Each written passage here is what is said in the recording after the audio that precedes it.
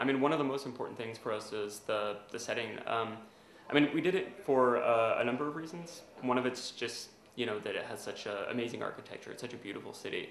And we thought it really fit the theme of our game, which, you know, we follow these guys go on this journey where they start out very professional and very clean and trying to do the right thing. And then they go in and all these terrible situations really make them start to fall apart and, you know, just go through this kind of dark place psychologically.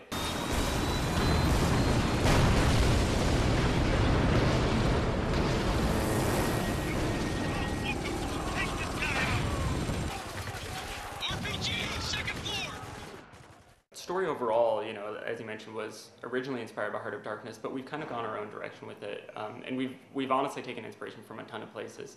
So, you know, movies like shows like Generation Kill, movies like you know, Saving Private Ryan, Black Hawk Down, that kind of thing. Really, just the whole genre, and then also some of it's just from events in real life.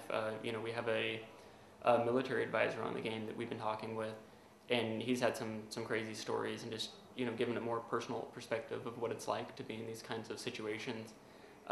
You know, what it's really the difficult decisions that real soldiers have to make. RPG, second floor!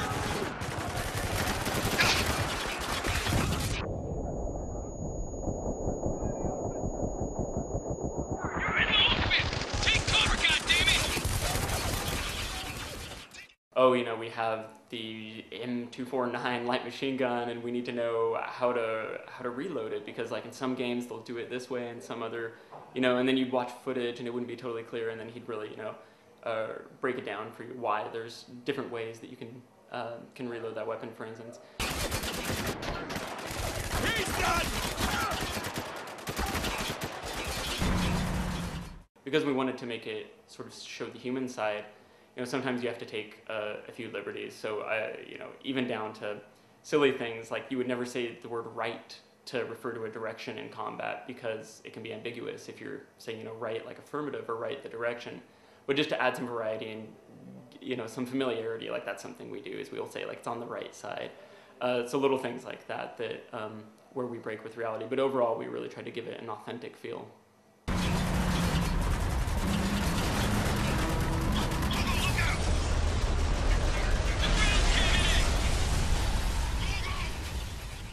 The sand gameplay is something that's pretty important to us. So, you know, of course we have this city that we've wiped out with these sandstorms, and it would be a shame if we didn't use that.